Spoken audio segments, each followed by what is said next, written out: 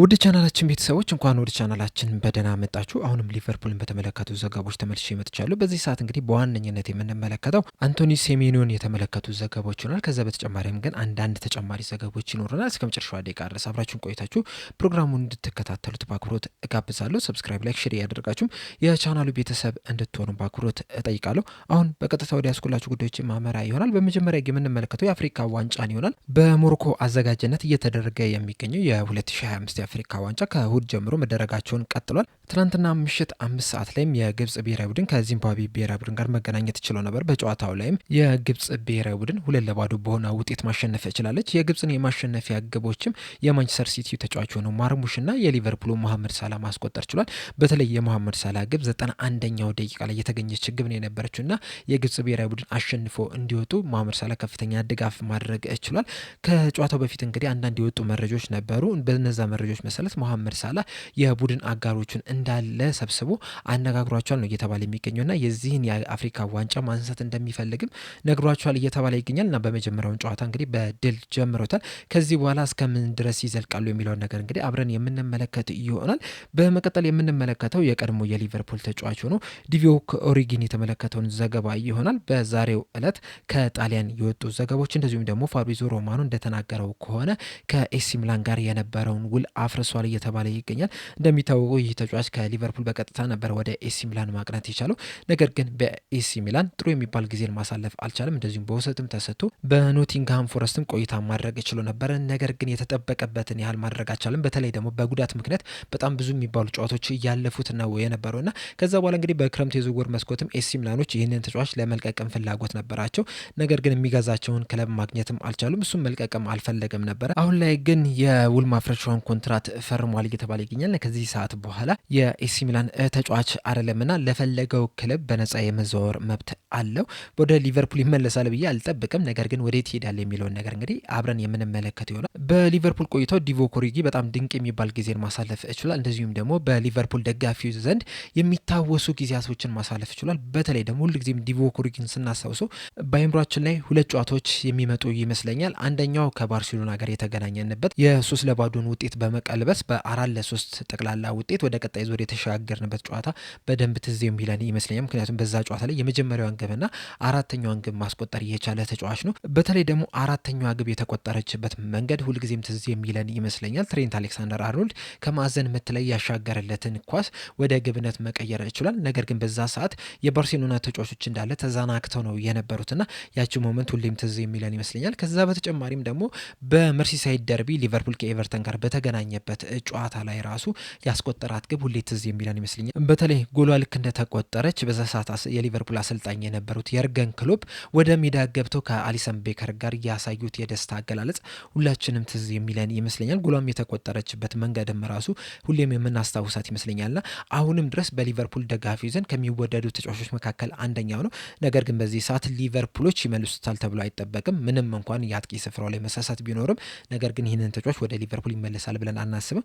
ከዚህ በኋላ ግን ላለው የእግር ኳስ ሕይወቱ ግን መልካም ምኞትን እንገልጽለታለን። እናንተስ የትኛው ጨዋታ ነው ትዝ የሚላችሁ? ዲቮክ ኦሪጊን ስታስታውሱት መልሳችሁ እንዳለ ኮሜንት ሴክሽን ላይ በመጻፍ አሳውቁኝ። ሌላኛው በሊቨርፑል ቤት ጥሩ ትዝታን የተወለለን ተጫዋች የሆነውን ሃርቪ ኤሊየትን ስንመለከት ደግሞ እንደሚታወቀው ሃርቪ ኤሊየት በዚህ ሰዓት በአስቶን ቪላ ነው ቆይታን እያደረገ የሚገኘው። ነገር ግን ደግሞ አስቶን ቪላዎች በቋሚ ዝውውር እንደማያስፈርሙት ተናግረዋል። ከዚህ በኋላም የመጮቻ እድል እንደማይሰጡትም በይፋ ተናግሯልና በዚህ ሰዓት ሊቨርፑሎች ይህንን ተጫዋች ሊመልሱ የሚችሉበት እድልም አለ እየተባለ ይገኛል። በእርግጥ ዛሬ በነበረው ጋዜጣዊ መግለጫ ላይ አሰልጣኝ አርነ ስሎት በዚህ ዙሪያ ምንም አይነት አስተያየት አልሰጥም የሚል ሀሳብን ሰንዝረው ነበረ። ነገር ግን ዘ ታይምስ ላይ ፖል ጆይስ እንደጻፈው ከሆነ በዚህ ሰዓት ላይ ሊቨርፑሎች ይህንን ተጫዋች የመመለስ እድላቸው ከፍተኛ እየሆነ ነው የሚል አስተያየትን ሰጥቷል። በተለይ ደግሞ የአሌክሳንደር ኢሳቅ መጎዳት የዚህን ተጫዋች ወደ ሊቨርፑል የመመለስ እድሉን ከፍተኛ አድርጎታል ነው እየተባለ የሚገኘው። ምንም እንኳን አንድ የአጥቂ ስፍራ ተጫዋች በጃንዋሪ ዝውውር መስኮት ሊቨርፑሎች ቢያመጡ ራሱ ሃርቪ ኤሊየትን የመመለስ እድላቸው ሰፊ ነው እየተባለ ይገኛል። እኔም በበኩል ይሄ ተጫዋች ቢመጣ በጣም ነው ደስ የሚለኝ። ምክንያቱም በጣም ኳሊቲ ያለው ተጫዋች ነው። እንደዚሁም ሊቨርፑልን በጣም የሚወድ ተጫዋች ነው። ያለውን ሁሉ ለዚህ ክለብ የሚሰጥም ተጫዋች ስለሆነ ወደ ሊቨርፑል ቢመለስ በጣም ደስታዬ ነው እና በሊቨርፑልም ተመልሶም በጣም ስኬታማ እንዲሆንም ከልብ እመኝለታለሁ። በመጀመሪያም ደረጃ በክረምት የዝውውር መስኮት ሊቨርፑልን ሲለቅ ራሱ ያን ያህል ደስተኛ አልነበርኩም። በእርግጥ ለምንድን ነው ሊቨርፑልን የለቀቀው የሚለውን ምክንያቱን ስንመለከት ይገባኛል። ምክንያቱም 22 ዓመቱ ላይ ደርሷል። እናም ከዚህ በኋላ ብዙ የመጮቻ እድል ይፈልጋል፣ ራሱን ማሳየት ይፈልጋልና ለዛም ነው ከሊቨርፑል መልቀቅ የፈለገው። በተጨማሪም አሰልጣኝ አርነ ስሎት ራሱ የመጮቻ እድልም እየሰጡት አልነበረምና ለምን እንደለቀቀ ይገባኛል። እንደዛም ቢሆንም ግን ሲለቅ ደስ አላለኝም። ምክንያቱም በሊቨርፑል ቤት ውስጥ በጣም ከምወዳቸው ተጫዋቾች መካከል አንደኛው እሱ ነውና ተመልሶ መጥቶ በሊቨርፑል ቤት ቢሳካለት ደስ ከሚሉኝ ተጫዋቾች መካከል አንደኛው እሱ ነው። ነገር ግን ሊቨርፑሎች ይመልሱታል ወይ? ከመለሱትስ በኋላ ምን ያህል የመጮቻ እድል ይሰጡታል ወይ የሚለውን ነገር እንግዲህ አብረን የምንመለከት ይሆናል። በእናንተ ሀሳብስ ሊቨርፑሎች የሚመልሱት ይሆናል? ሀሳባችሁ እንዳለ ኮሜንት ሴክሽን ላይ በመጻፍ አሳውቁኝ። በቀጣይ የምንመለከተው አንቶኒ ሴሜዮንን የተመለከተውን ዘገባ ይሆናል። ጃንዋሪ 1 የዝውውር መስኮት ሊከፈት 8 ቀናቶች ብቻ ናቸው የቀሯቸውና ክለቦች እንግዲህ ራሳቸውን ለማጠናከር ከፍተኛ ስራን እየሰሩ ነው የሚገኙት። በእንግሊዝ ፕሪሚየር ሊግ ውስጥም ያሉ ክለቦችም ራሳቸውን ለማጠናከር ከፍተኛ ስራን እየሰሩ ነው የሚገኙት። ከነዚህ መካከል በተለምዶ የፕሪሚየር ሊጉ ትልልቅ የሚባሉ ክለቦች አንድ ተጫዋች ላይ አነጣጥረዋል ነው እየተባለ የሚገኙ። በተለይ ማንቸስተር ሲቲ፣ ማንቸስተር ዩናይትድ፣ ሊቨርፑል እንደዚሁም ቶተናም አንቶኒ ሴሜንዮ ላይ ከፍተኛ ፍላጎትን አሳይቷል። በተጨማሪም ዛሬ ቀን ላይ የወጡ አንዳንድ መረጃዎች ነበሩ። ዘጋርዲያን እና ስካይ ስፖርት ይዞት በወጡት ዘገባ መሰረት ቼልሲዎችም እዚህ ተጫዋች ላይ ፍላጎት እንዳላቸው እንደዚሁም ደግሞ ተጫዋቹን ለማስፈረምስ ምን እንደሚያስፈልጋቸው በርነሞዞችን አነጋግረዋል የሚሉ መረጃዎች ሲወጡ ነበረ። በእርግጥ አሁን ምሽት ላይ ዴቪድ ኦርስቲን እና ፋብሪዞ ሮማኖ ቼልሲዎች አንቶኒ ሴሜንዮ ላይ የነበራቸውን ፍላጎት እንደተዉት እየዘገቡ ነው የሚገኙት። ሌሎቹ የቀሩት አራቱ ክለቦች ግን አሁንም ድረስ ይህንን ተጫዋች ለማስፈረም ፍላጎት እንዳላቸው ነው እየተዘገበ የሚገኘው። ከዛ በተጨማሪም ግን የወጡትን ሌሎች መረጃዎች ስንመለከት ተጫዋቹ ወደ ማንቸስተር ሲቲ የመሄድ ፍላጎት አሳይቷል እያሉን ይገኛሉ። አንዳንድ መረጃዎች ደግሞ ወደ ሊቨርፑል ለመሄድ ነው ፍላጎት ያለው የሚሉ መረጃዎች እየወጡ ነው የሚገኙት። በዚህ ሰዓት ላይ በእርግጠኝነት መናገር የሚቻሉ ተጫዋቹ ከ3 ክለቦች ጋር በግል ጉዳዮች ዙሪያ ያን ያህል ችግር እንደሌለበት ነው እየተነገረ የሚገኘው። ከሊቨርፑል፣ ከማንቸስተር ሲቲ እንደዚሁም ከማንቸስተር ዩናይትድ ጋር በግል ጥቅማ ጥቅሞች ዙሪያ ያን ያህል ጊዜ የሚፈጅ ነገር አይደለም። እናም ከዚህ በኋላ ውሳኔው የሚሆኑ የእሱ ነው። ወዴት ሊሄድ የሚለው ነገር ብቻ ነው የሚወሰነው እንጂ በሌሎች ጉዳዮች ላይ ያን ያህል ችግር ይፈጠራል ተብሎ አይጠበቅም። ከዚህ በተጨማሪም ግን ቶክ ስፖርት ይዞት ወጣ አንድ ዘገባ ነበር። እሱ ምንድነው? ሊቨርፑሎች እንግዲህ ወደ ኖቬምበር አካባቢ ከ1 ወር ከ2 ወር በፊት ተጫዋቹን አነጋግረውት ነበረ። እዚህ ተጫዋች ላይም ከፍተኛ ፍላጎት ነበራቸው።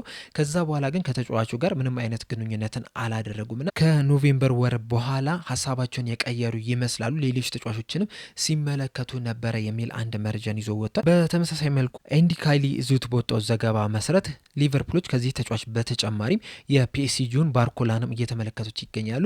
ለሱም እንግዲህ ጥያቄ ለማቅረብም ሀሳብ አላቸው የሚል መረጃን ይዞ ወጥቷል። ምናልባትም ከኖቬምበር ወር በኋላ ሴሜንዮን ቀርበው ያላነጋገሩት ለባርኮላ ያላቸው ፍላጎት ከፍተኛ ስለሆነ ሊሆን ይችላል የሚሉ መረጃዎችን እየተመለከተን እንገኛለን። ከዛ በተጨማሪም ግን ኤንዲ ካይሊ ይዞት በወጣው ዘገባ መሰረት የሊቨርፑል ስፖርቲንግ ዳይሬክተር የሆነው ሪቻርድ ዲው ሴሜንዮን ለማምጣት ሙሉ ለሙሉ ዝግጁ ነው። ነገር ግን ተጫዋቹን ከማምጣቱ በፊት የአሰልጣኙን እሽታን ይፈልጋል ነው እያለን የሚገኘው።